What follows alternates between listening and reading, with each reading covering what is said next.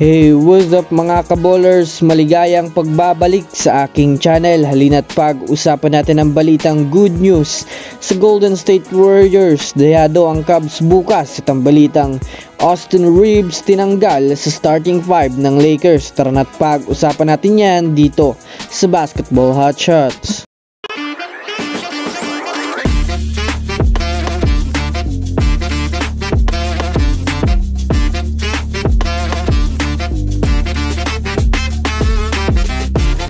Una nga natin pag-usapan mga kabowlers ang balita sa kupunan ng Los Angeles Lakers.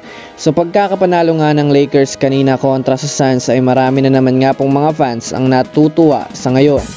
Ngunit sa pinakabagong balita na lumabas mga kabowlers, ayon sa inilabas na impormasyon ni Jovan Buha ay tinanggal nga po mga kabowlers ng coaching staffs si Austin Reaves sa starting 5 ng Lakers.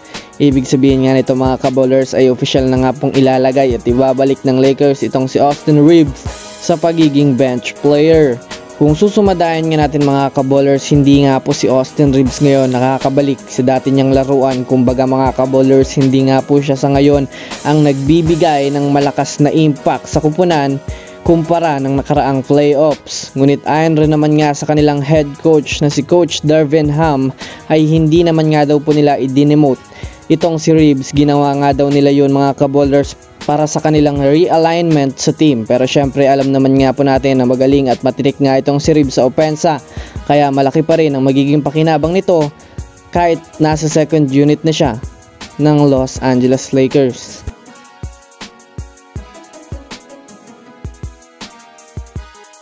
Samantala, dumako naman tayo ngayon mga kabowlers sa balita sa kupunan ng Golden State Warriors. Para nga sa kaalaman ng lahat mga kabowlers, magkakasubukan na naman nga po bukas sa pangalawang pagkakataon itong Warriors at itong Cleveland Cavaliers. Alam naman nga po natin mga kabowlers, ng nakaraan ay tinalo nga sila nitong Cubs sa unang pagkakataon ngayong season. Kaya naman malamang sa malamang pinaghahandaan nga talaga ito ng Warriors bukas. Ayon nga sa inilabas na balita ni Anthony Slater, good news nga daw sa lineup ng Warriors dahil na rin sa wala nga daw silang injury sa ngayon. Kaya naman automatic mga kabowlers, mataas ang posibilidad na kompleto ang superstars at ang starting lineup bukas. Bukod pa dyan mga kabowlers, gaganapin nga ang laro bukas sa bahay naman ng Golden State Warriors. Kaya naman kung susumadahin nga natin, liyamado nga po ang Warriors kontra sa Cubs. Alam naman nga po natin bumagsak sila sa standings, kaya naman gigil nga itong makabawi at makasungkit muli ng sunod-sunod na panalo upang makabalik sa pagiging top 1 sa Western Conference at pangunahan ang defending champion na Denver Nuggets. So that's it for today's video mga kabowlers. Yan lang ang ating pag-uusapan sa ngayon. Pindutin ang subscribe and hit nyo na rin ang notification bell para sa mga susunod na updates sa mundo ng basketball. Again, this is Basketball Hotshots. Thanks for watching.